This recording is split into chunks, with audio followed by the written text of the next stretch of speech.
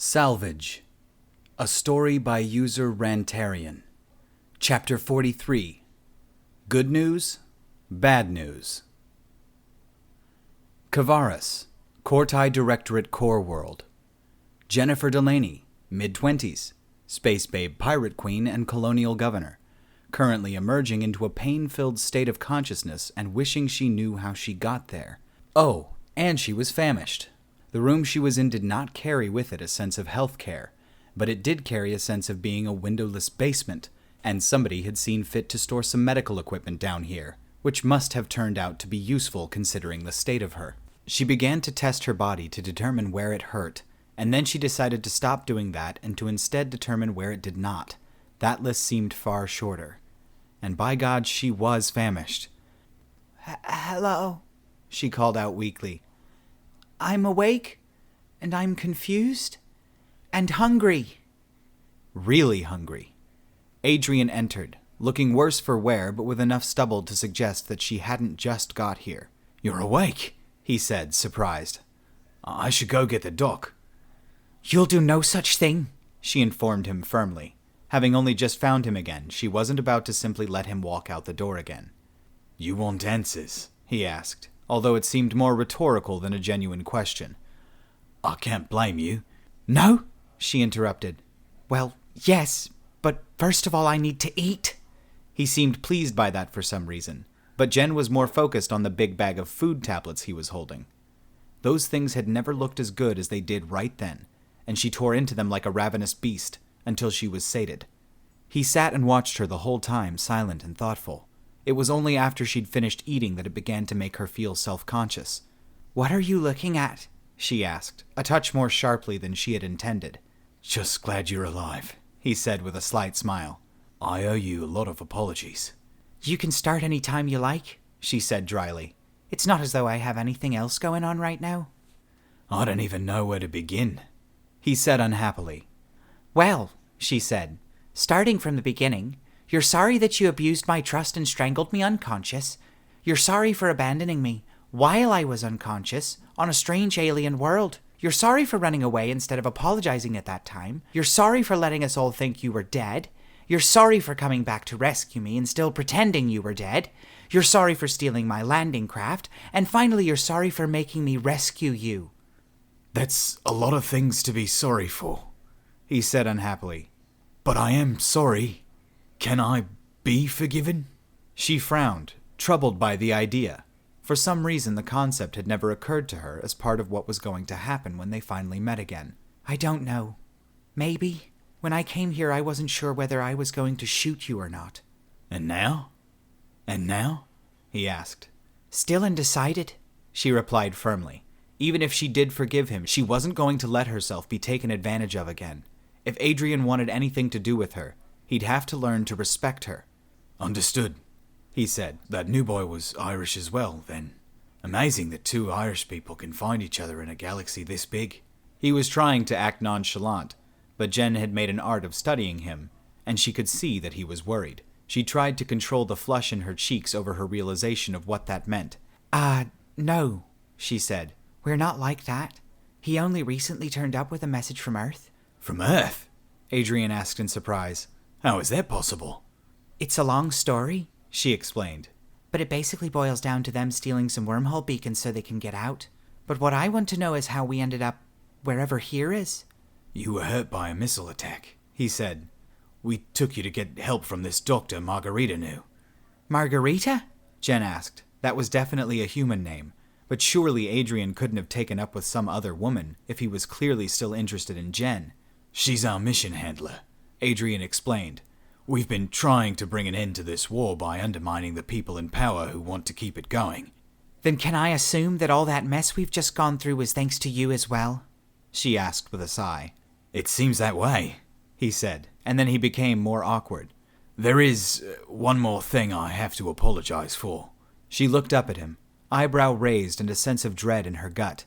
It was going to be hard to top what he'd already done to her, but she didn't doubt that he could do it. She wondered why she kept coming back. "What is it?" she asked. "While you were unconscious," he said deliberately, in a way that gave Jen chills, "I turned you into a superhuman." She blinked. Oh. Cimbrian. Herbiter had been monitoring feed from Kavaris ever since they'd left, and had been getting absolutely nowhere from doing so.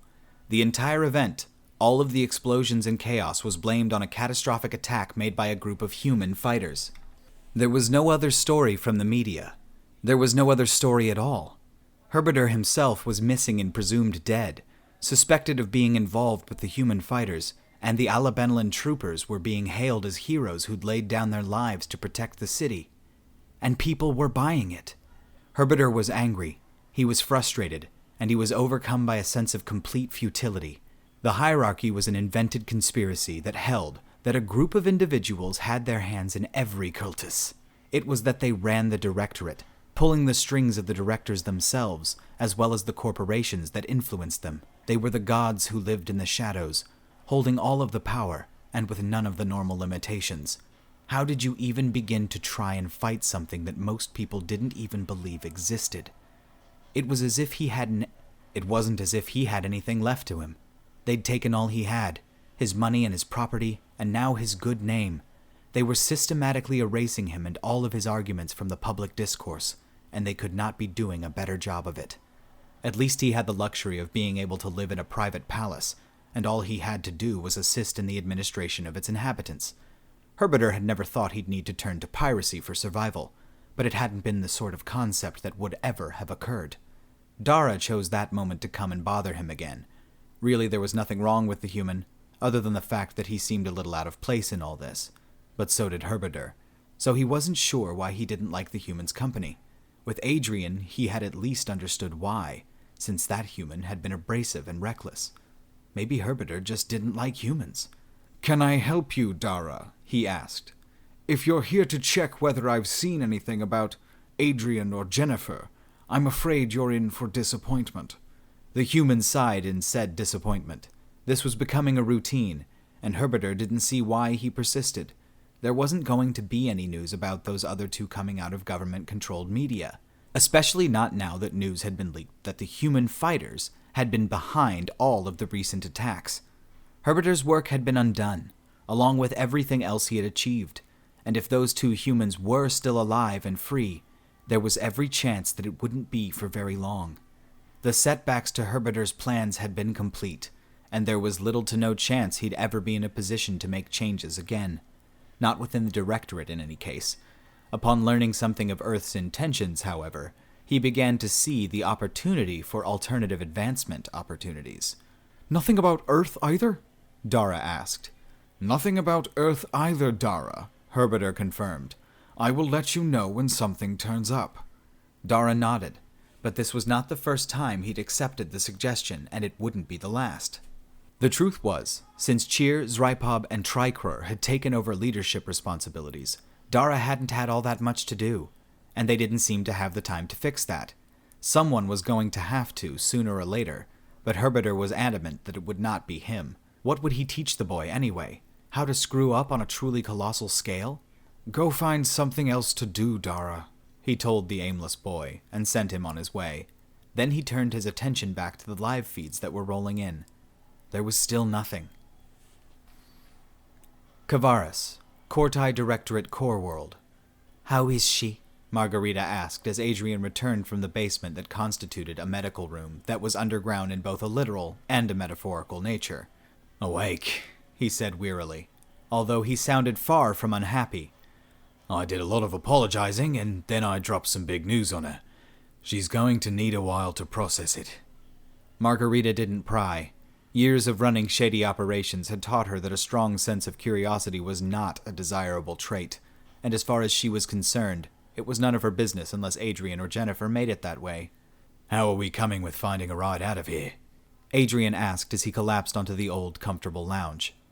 He'd hardly slept at all in the 5 days they'd spent here, and it was only surprising that he wasn't completely dead on his feet. There was a considerable lack of energy about him, however, and that had at least emptied his speech of its various profanities. "We're not," she replied flatly. "The Directorate have issued an order to seal off Kavaris until further notice. Without quantum entanglement communicators, I don't have a way to contact anyone off-world to help, and we don't have anyone on-world who'd be willing. So we just need a quantum entanglement communicator? Adrian asked, although it was fairly obvious he had no idea what one was.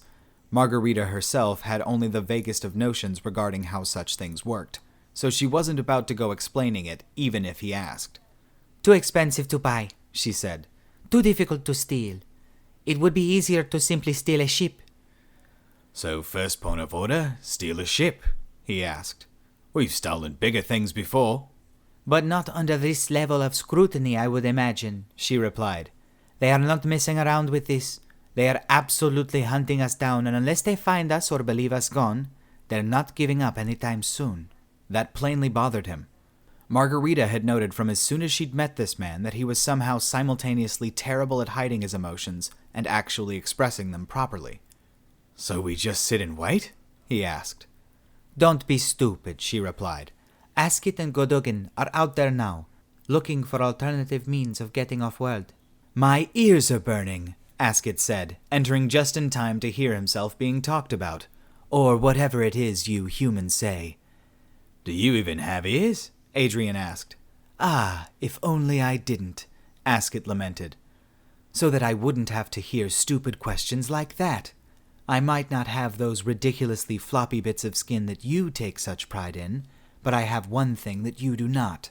And what would that be? Margarita asked, unable to avoid a slightly amused smile at the exchange. The Kortai computer technician was one of the few who had taken to reveling in his emotions, although he still detached whenever he was feeling something negative. Enjoying your emotions was generally looked down upon by other Kortai, who saw it along the same lines as drug abuse. But the thing about Askit was that he didn't seem to give two shits what other Kortai thought. And right now, Askit smiled as only a Kortai could, albeit this was presumably a smile of triumph. I've got a spaceship. So, when you said, you have a spaceship, Adrian said after the Kortai computer tech explained himself, what you actually meant to say was that you don't have a spaceship. Technically correct, Askit admitted. What I do have is everything we need to get one. So that's nearly as good. So long as your plan doesn't involve me having to run in and kill everyone in our way, Adrian said. We usually reserve that for Plan B. Well, we'll shift that to Plan B then, Askit replied. First of all, though, we're going to have to infiltrate the orbital service vessels. You're intending that we go up to the orbital station? Margarita asked. That has a very heavy military presence. It's also the original station from when Kavaris was first colonized, Askit replied. Godogan was doing some talking to the guys who just came back down from it. Seems the wormhole drive is still kept in a fully functional state. You want to steal a whole fucking space station? Adrian asked, raising his eyebrow doubtfully. That is a very adventurous proposal. I thought you'd like it, Askit replied. I was thinking of you when I came up with the idea. When can we do this? Margarita asked. Jennifer is still recovering. There's not really a limitation there, Askit continued. There are orbital service runs every few days. Then we can pick our time, Adrian said. Can you start getting things organized? It might be easy if we can somehow get employed to do the service run. Askit's eyes widened in surprise and amusement. I hadn't even considered the possibility of getting paid to do the service run. Adrian, you've delighted me with your brilliant addition to my already masterful plan. Margarita held up a hand to get attention from the overly enthusiastic pair. Wait a moment, she said. That still puts us on a hostile Kortai space station. Yes, but I expect they'll have other things on their minds when we drop next to a Kelsi beacon, Askit replied. A delightful rendezvous, no doubt. The perfect distraction for us to get out of there on the same orbital service vessel. Let me get this straight, Margarita said. You're intending to use a 2,000-year-old Kortai space station to get to a Kelsi planet big enough to get its own beacon and escape while they kill each other. Absolutely, Askit said, extremely pleased with himself. And you don't think that you're forgetting something important? Margarita asked. Such as needing to have the beacon codes for the destination. And that, my dear diminutive human, Askit said with indescribable glee, is what I stole from the Directorate. approximately 2 hours ago. All right, guys, that's going to do it for this one. I am going to go drink some water and eat some food real quick, and then I will come back and edit this. So it's 9:50 p.m. my time now. So I'm going to eat and stuff, probably about 30 minutes. I should get this out by 11:30, 11:45. So still technically today. I'm so sorry, guys. I had to work, and then I had to go do laundry, and I had a bunch of stuff I had to do today. So I apologize. But I will talk to you all later, and I hope you enjoyed this one, and I will see you in the next one. Bye. Hot damn, y'all! I got that thing done way fucking quicker than I thought I did. It's gonna be up at like 10:50. It's like a whole hour. I'm happy with that. Baba Booey.